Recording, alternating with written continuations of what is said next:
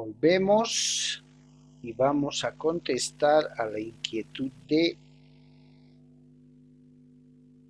nuestra compañera Nancy.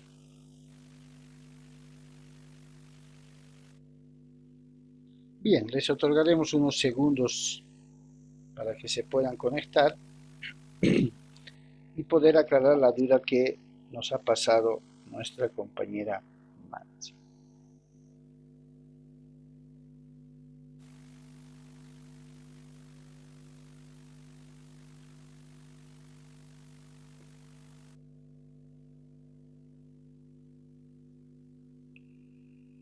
Bien, se siguen conectando.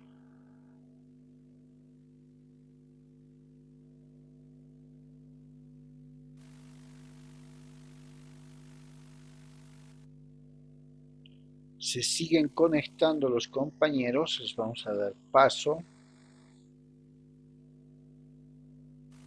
Bien. Nancy, estamos en línea. Ya estamos en línea. Lisa, perdón, no sé, formularé mejor la pregunta. A ver, ahora sí, Dando con toda la amplitud te escuchamos. A ver, mientras se van conectando. a ver, un caso,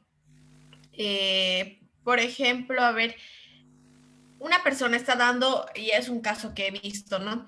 Quiere entrar de inversionista, ya unos terrenos que tiene, digamos, en el oriente, para una granja, tiene $20,000 Invertir. para entrar como inversionista. Eso lo ven entre las personas, ¿no? Entre los que van a hacer el contrato. Pero no puede entrar como inversionista y, bueno, al hacer el documento con el abogado nos indica, quiere dejar de garantía o prenda su casa, pero su casa no está registrado en derechos reales, no tiene el folio real. Entonces, al ir al notario no nos aceptan esa garantía.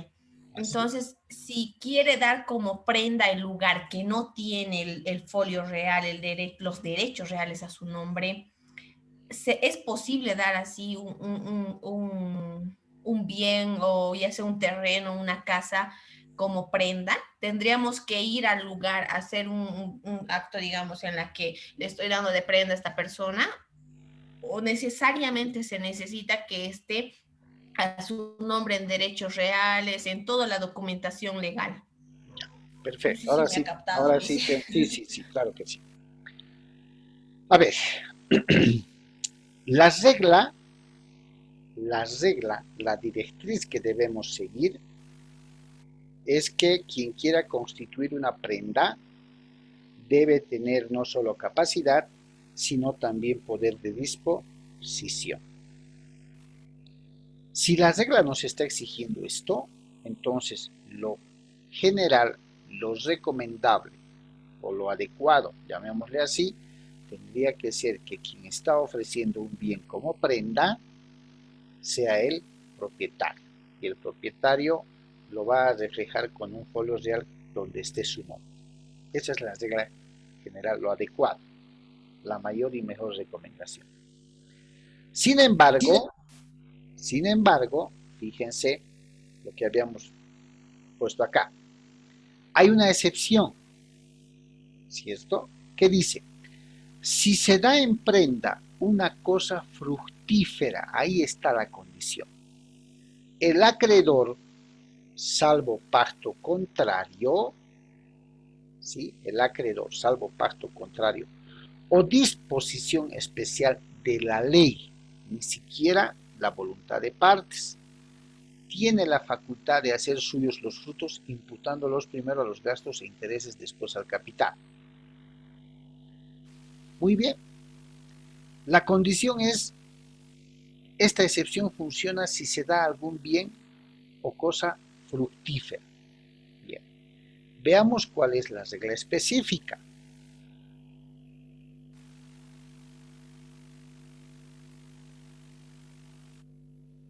Enseguida se siguen conectando a ver los chicos. Ya. SAS, la Universidad de los Créditos. Bien. Aquí está. Fíjense. El artículo que leímos hace un momento. Sin embargo, dice, Cuando el acreedor prendario, es decir, cuando el acreedor prendario, el que va a prestar, ojo, el que va a prestar, el que va a otorgar el dinero, llamemos así, y a cambio va a recibir la prenda, ¿no? Cuando el acreedor prendario ha recibido de buena fe una cosa mueble, corporal, de quien no era propietario, el constituyente puede invocar el artículo 101. El ejemplo que Nancy nos pone en análisis refiere que dentro de la figura de inversión, que es un contrato, ¿no? Va a invertir, se va a hacer un documento, el inversor, creo que $20,000 dijo, el inversor va a poner esos $20,000, va a invertir. ¿Estoy correcto, no, Nancy? Sí, Lice, sí. Ya, va a invertir. Y entiendo que ese inversor, esa persona que va a invertir esos $20,000, va a prestar una garantía.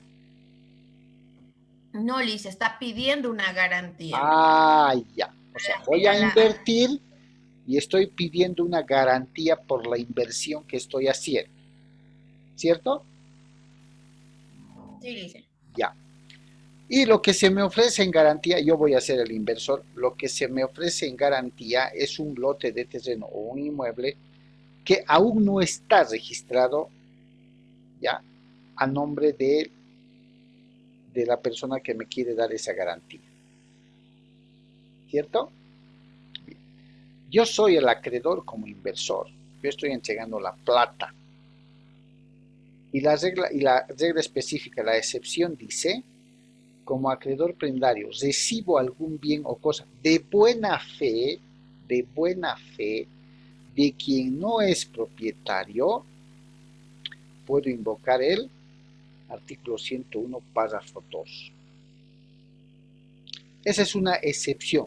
¿Lo puedo recibir? Sí lo puedo recibir. ¿Lo estoy haciendo? ¿Se me está entregando de buena fe? Sí se me está entregando de buena fe. Pero esa condición, Nancy y chicos, ¿sí?, debe ser claramente explicado en el contrato. Porque no olvidemos también que un contrato de inversión tiene sus riesgos. ¿Ya? Un contrato de inversión tiene sus riesgos. Todo eso tiene que estar bien explicadito en el contrato, en una cláusula, por decir, del bien inmueble constituido en prenda, una cláusula.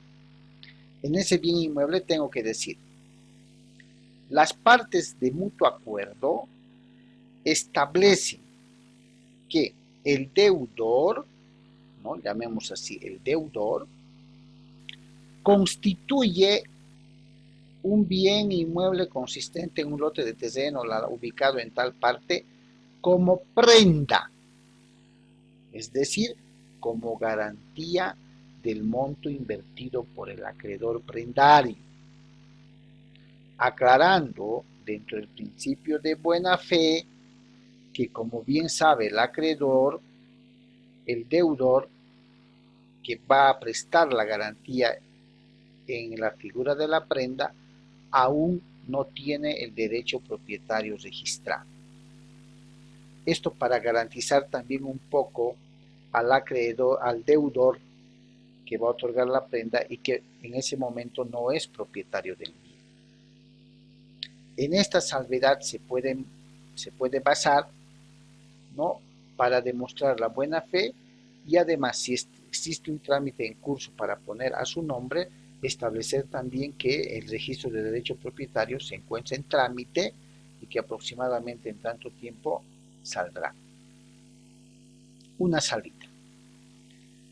La otra salida es que en un contrato enteramente de inversión, ambas partes, tanto el que invierte, el inversor, como la otra parte, asumen el riesgo, el margen de riesgo que se corre en ese negocio.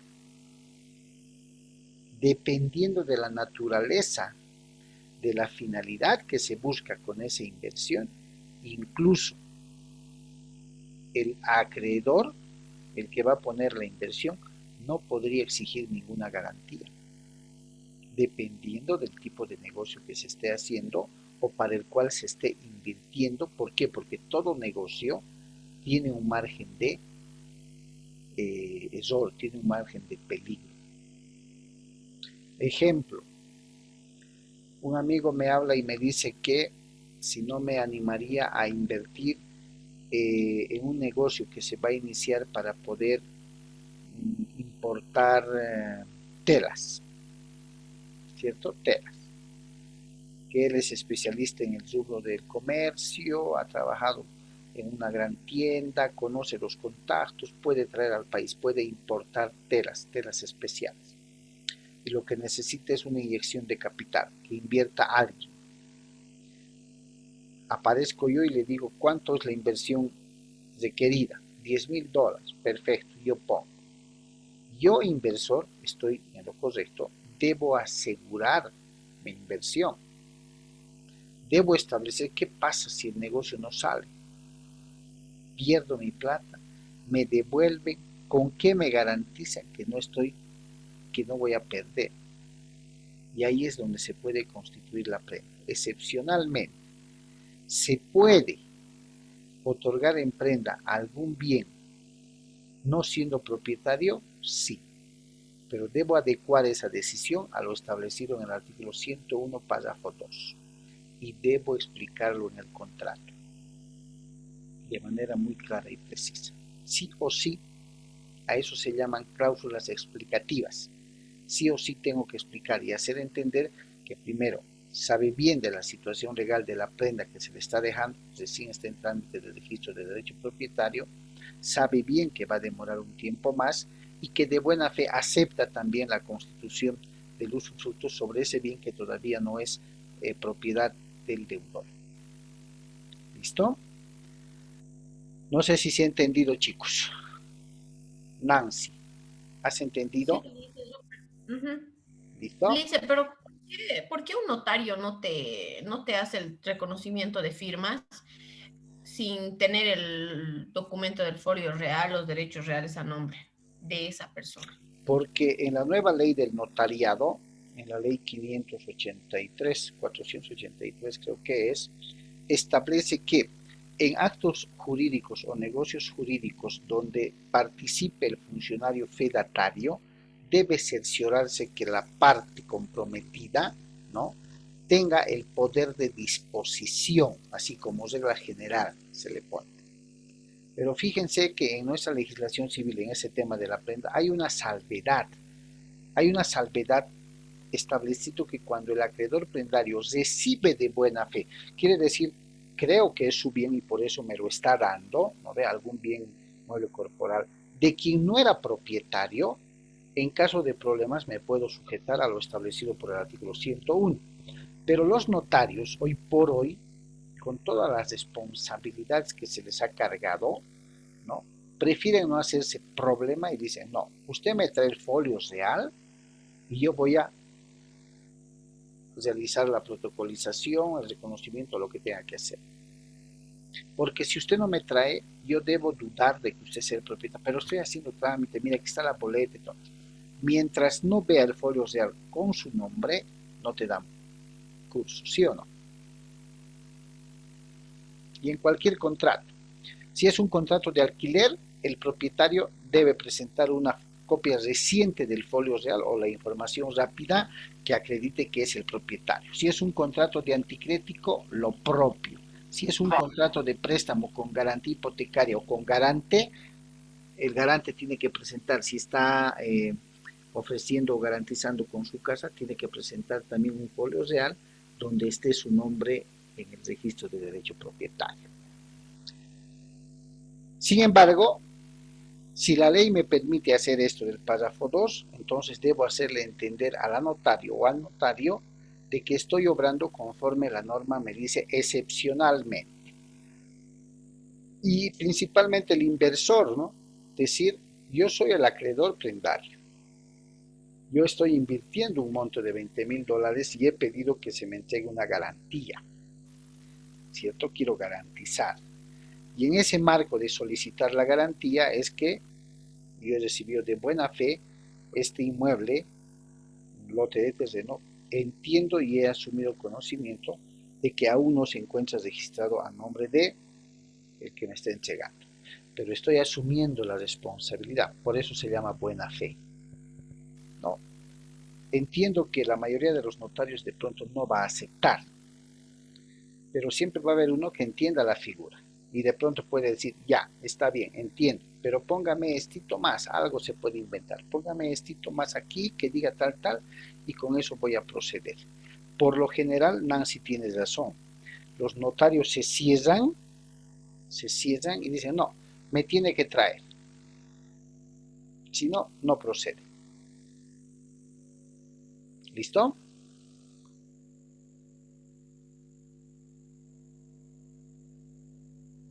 ¿Está bien, chicos? ¿Se ha entendido? Sí, Lice, gracias. Ya, ok. Bien, entonces, hablábamos de la prenda, prohibición de usar el reembolso de los gastos, ¿cierto? Esa es la prenda sin desplazamiento, decíamos, aquel bien que se otorga, se entrega en prenda, pero que no se mueve de su lugar.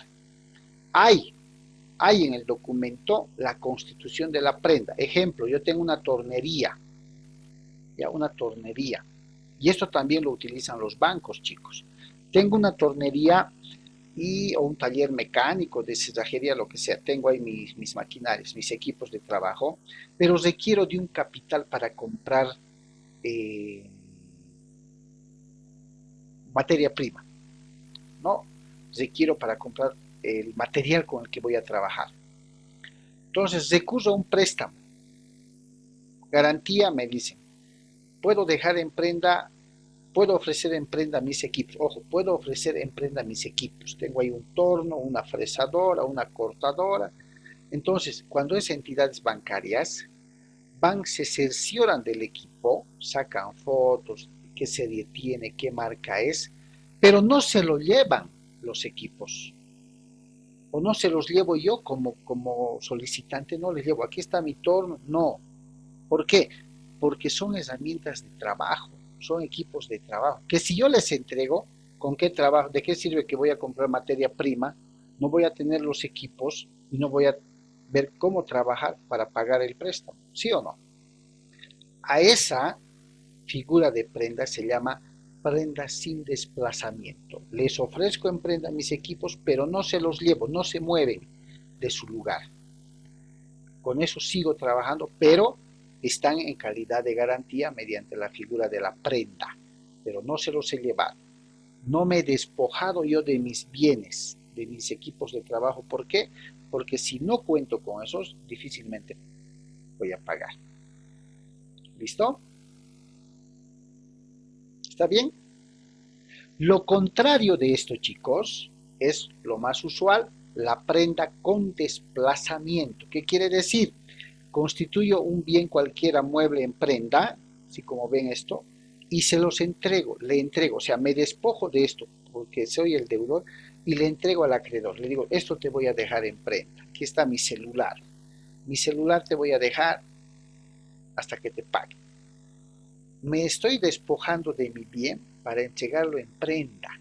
A eso se llama prenda con desplazamiento. ¿Ya? Es decir, se está moviendo, le estoy entregando hasta que cumpla con la obligación. ¿Listo? ¿Está claro? Sí, Lice, como ejemplo podemos poner también, no sé qué, si mis compañeros han hecho eso, pero cuando nosotros nos hacíamos prestar un traje de alguna tienda o, bueno, de esas boutiques, ¿no? Y que prestan sus trajecitos, Sí, eh, ellas te piden una prenda, tu carnet, tu celular, tu reloj, hasta que tú vayas, devuelvas sus trajes y le pagues completamente. Eso también se puede considerar, ¿no? Como un ejemplo. pero claro que sí. ¿Cierto? He dejado en prenda un bien, alguna cosa, hasta cumplir con la obligación o el compromiso que tengo. Prenda con desplazamiento, ¿por qué? Porque le he entregado al acreedor. Me he despojado de ese bien, me he deshecho y le he entregado. En cambio, la prenda sin desplazamiento es constituyo, ofrezco como prenda ese bien, pero no se mueve de su lugar, no le entrego. ¿Por qué? Porque no hay desplazamiento. ¿Listo? ¿Está bien? Y líder, Muy bien. Bien, entonces la otra figura de la pignoración es la antícresis, también llamado anticrético. La antícresis puede ser vista como derecho real de garantía, puede ser vista como contrato de anticrético, ¿cierto? Desde esos ámbitos. ¿Por qué es un derecho real de garantía? Fíjense, ¿qué es el anticrético o antícresis desde el punto de vista del derecho real de garantía? El derecho real concedido al acreedor por el deudor, ojo, o un tercero por él, a eso se refiere como al apoderado, poniéndolo en posesión de un inmueble y autorizándolo a percibir los frutos para imputarlos anualmente sobre los intereses del crédito si son debidos. Y en caso de exceder sobre el capital o sobre el capital simplemente si no se deben intereses. Híjole, es una maraña. ¿En qué consiste un anticrético? ¿Quién podría decirme en sus términos?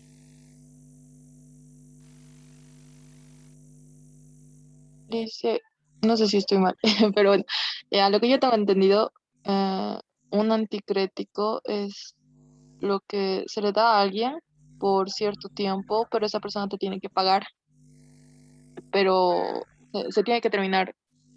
Ay, ¿cómo es? Algo así, dice, pero te tiene que pagar hasta Tranquila. que Ya, te ok, pague, ok. algo así. Ya. Y en ese contrato de anticrético, ¿quién sería el deudor y quién sería el acreedor?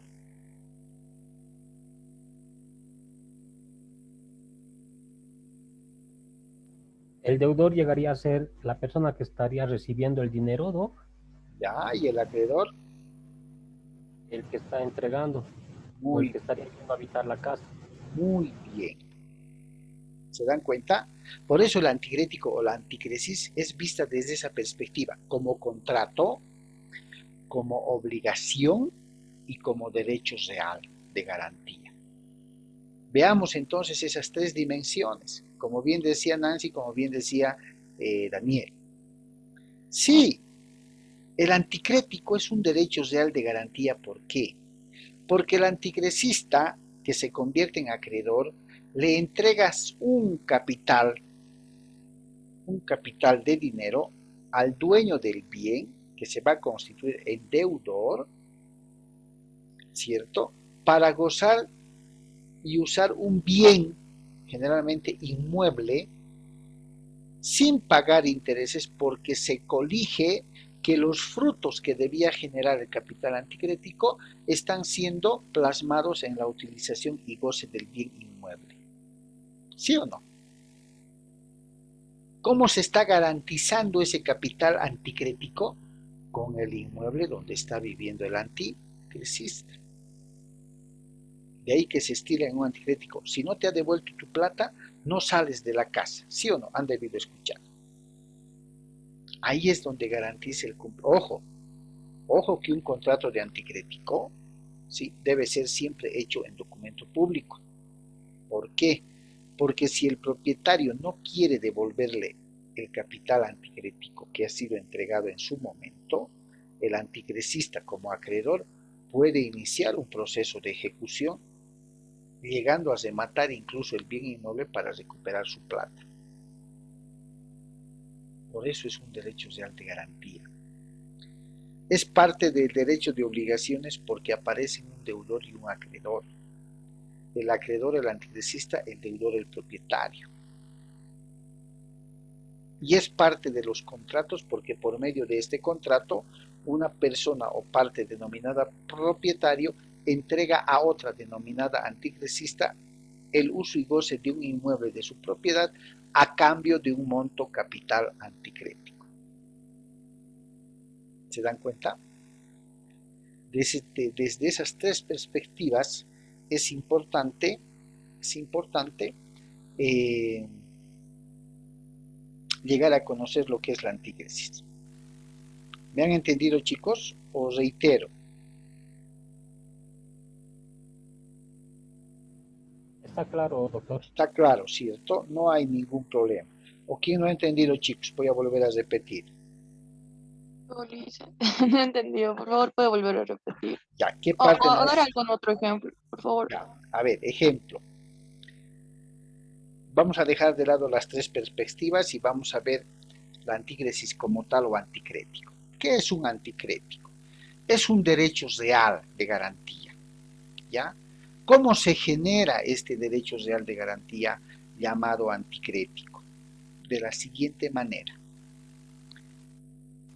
Al ser un derecho real, la propiedad, si ustedes se acuerdan, como poder jurídico de hacer uso, goce y disposición del bien, una persona denominada propietario entrega a otra un bien inmueble denominado anticresista, para que éste pueda usar, gozar del bien inmueble que se le está entregando, a cambio de un capital, de un monto de dinero que se llama capital anticrético.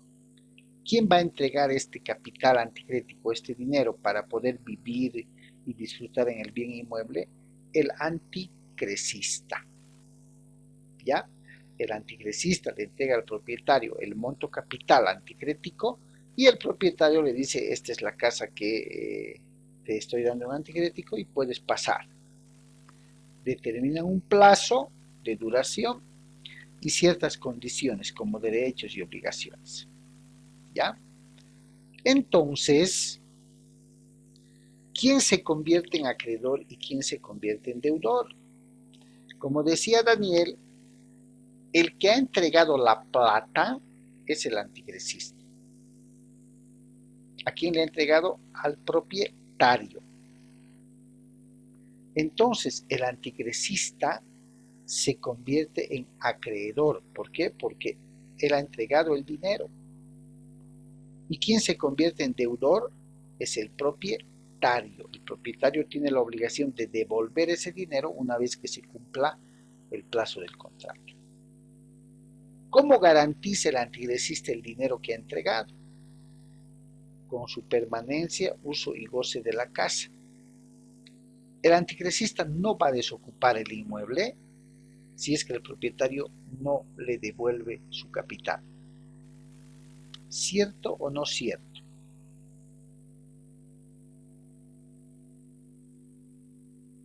¿Es verdad o no es verdad? Que un anticresista no devuelve la casa mientras no se le devuelve la plata que ha dejado. ¿Sí o no? Sí, doctor, eso es verdad. Cierto, incluso hacen el tema de traspaso porque a veces el dueño no tiene para Ah, devolver. muy bien. Y les cuento que cuando ustedes lleven el contrato de anticrético como contrato en Derecho Civil 4, ¿sí? En Derecho Civil 4, les cuento que por ley los famosos traspasos no están permitidos. Pero ¿cómo se hace? Se hace un contrato de anticrético con la persona a la que se está traspasando, entre comillas, y se hace ver de que es un contrato anticrético normal y corriente. El término traspaso no existe en los contratos de anticrético. Lo hacen, ¿por qué? Porque no tengo plata para devolverte, que alguien se interese, me da la plata y yo te doy, ¿sí o no? Ese es el famoso traspaso. Entonces, así va a funcionar la figura de la antícresis, chicos. Nancy, ¿me has entendido esta vez? Sí, Lice. ¿Sí? No hay problema, si no, vuelvo a repetir cuantas veces sea necesario. ¿Ya? Lisa, yo era la que no entendí. Ya. No era Nancy. ¿Qué parte? Naomi, ¿me has entendido? Sí, ahora sí, Lisa. ¿Ya? Por favor, chicos, sin ningún temor, les he dicho de un principio, si tengo que repetir 10 veces, lo voy a hacer. Si tengo que cambiar de ejemplo otras 10, lo voy a hacer también. O sea, por favor, no se queden con la duda, pregunten. Saben que en mi clase no hay pregunta insulsa, no hay pregunta inútil, no hay, absolutamente. Y este tema, que es un anticipo de lo que van a ver en obligaciones y un anticipo de lo que van a ver en contratos, ¿sí? O sea, tiene que ser bien sólida la base para que puedan entender y no tener problemas más adelante. ¿Listo? Bien. Entonces, fíjense, Daniel, adelante, ha levantado la mano. Sí, doctor, va a disculpar que le corte o que le moleste. No, no, Una consultita. Este adelante. tipo de documentos del anticrético Sí, tiene que ser por sí o sí tiene que ser escrito o redactado por un abogado. sí. El artículo 491 del Código Civil, que es el libro de contratos, que lo van a ver en, en 2 semestres más, porque después de esto van a haber obligaciones y después contratos. El 491 del Código Civil, les decía, establece de forma clara y precisa qué tipo de contratos deben hacerse en documento público. Y el documento público es aquel que va a pasar por un proceso de protocolización en el notario. Ustedes dejan el contrato que el abogado sí o sí lo tiene que hacer en formato de minuta, y ese contrato el notario lo va a protocolizar. Van a dejar la minuta firmada y él les va a entregar una escritura pública. Ustedes conocen una carátula notarial que dice notario de tal, escritura pública número tantos, en qué consiste, en formularios notariales, porque va a transcribir toda la minuta del contrato de anticrético. ¿Qué cosa es una minuta? Para que sepan. Una minuta es un documento elaborado por el abogado, ¿sí? Dependiendo de qué tipo de contrato es, cuyo título empieza diciendo señor notario de fe pública. ¿Ya? El título lleva señor notario de fe pública. El preámbulo dice, entre los registros de escrituras públicas que corren a su cargo, sírvase usted insertar una minuta de anticrético de un inmueble, que suscriben las partes al tenor de las siguientes cláusulas. Primera, de las partes, y así sucesivamente. ¿Ya? Cuando el título de un documento hecho por el abogado lleva señor notario de fe pública, estamos hablando de una minuta, así se llama técnicamente, y lo más probable es que esa minuta sea elevada a escritura pública por el notario y les entregue un documento notariado en formularios notariales. ¿Cuándo le llamamos que es documento privado? Cuando en el título del contrato del documento que haga el abogado dice contrato privado de alquiler. Ya no dice señor notario, dice contrato privado de alquiler de un inmueble, y en el preámbulo dice conste por el presente contrato privado de alquiler de un inmueble que con el solo reconocimiento de firmas ante notario de fe pública surtirá efectos de documento privado que las partes suscriben bajo las siguientes condiciones: primera, segunda, tercera. ¿Se dan cuenta? El título es distinto. Cuando va a ser documento público, señor notario de fe pública. Cuando se va a hacer en documento privado, contrato o documento privado de alquiler, de préstamo, como quieran llamarlo. El 491 exige qué tipo de contratos o documentos debe hacerse en documento público, y entre estos documentos está el contrato de anticrético. Lo que quiere decir que si yo elaboro un contrato de antícresis o anticrético en documento privado, estoy viciando de nulidad ese contrato. ¿Por qué? Porque estoy yendo en contra de lo que dice el artículo 491. Estoy viciando ese contrato. Pero si yo cumplo y hago ese contrato en documento público con señor notario de fe pública, estoy cumpliendo con la forma que la ley, el Código Civil me está exigiendo en el contrato, en el artículo 491. ¿Listo? Sí, doctor, bien, gracias. ¿Ya? Bien. Por el contrato de anticrético dice el acreedor tiene derecho a percibir los frutos del inmueble. ¿Qué quiere decir esto?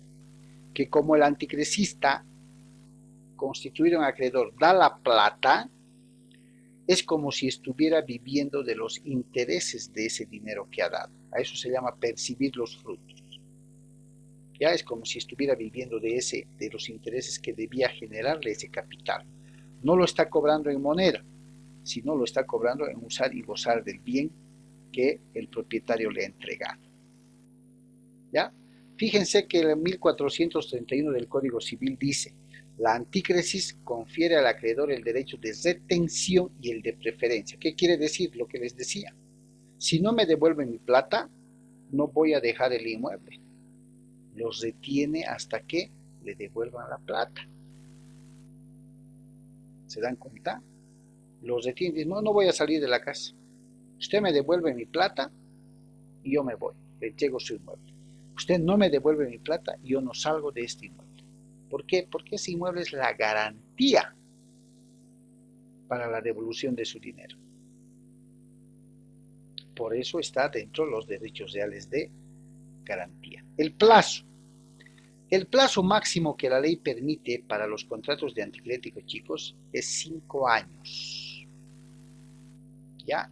Lo que quiere decir que cuando yo tome u otorgue un contrato de anticrédito de un inmueble, el plazo máximo que la ley permite es de 5 años. Pasa los 5, si quiere los renuevo, si no quiero, no los renuevo. Y el párrafo 3 dice: el anticrecista tiene el derecho de retención mientras no sea devuelto su crédito. ¿Se dan cuenta? A eso se refiere. Diferencia entre la prenda y la antícresis. Esto es importante.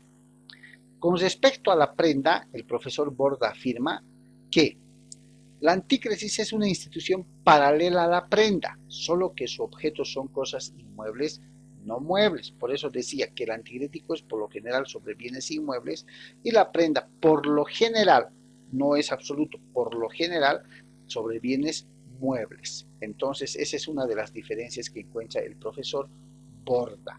Asimismo, el uso del bien por parte del acreedor prendario requiere de un acuerdo expreso. Ustedes saben que está prohibido que el acreedor prendario pueda usar la cosa dejada en prenda. En cambio, en el anticrético, el inmueble otorgado en anticrético precisamente es para que el anticrecista use y goce. ¿A ver? El anticrético es indivisible. No puede convenirse por un plazo superior a 5 años, ¿cierto? Y el anticrecista tiene el derecho de retener el bien mientras no le sea devuelto su dinero. ¿Cómo se extingue? Cuando se cumple la obligación, cuando se resuelve el contrato, cuando el acreedor renuncia y dice: ya no quiero su anticrético, devuélvame, me voy. Cuando el bien inmueble perece, desaparece, quiere decir, o cuando el anticrecista pasa a ser el comprador del inmueble y el posterior propietario. La expropiación, que son por temas que ustedes conocen, por necesidad y causa pública. Ese es el tema, chicos, que no es nada difícil. Y miren que hemos terminado a punto, porque estamos a 1 minuto y medio de terminar la segunda sesión. Cualquier consulta, cualquier duda que les surja, ¿sí? Yo voy a elevar este fin de semana el material de esta semana precisamente a plataforma. Pueden volverlo a revisar y de existir alguna consulta, con toda confianza, ya saben, la próxima clase me hablan. ¿Está bien, chicos? Sí, doctor, muchas gracias. ¿Listo? Gracias. A ustedes las gracias por su asistencia. Cuídense mucho, abríguense que ya está haciendo frío. ¿Ok? Usted igual, dice. Buenas noches. Gracias, chicos. Gracias. Chao, que les vaya bien. Hasta luego, doctor.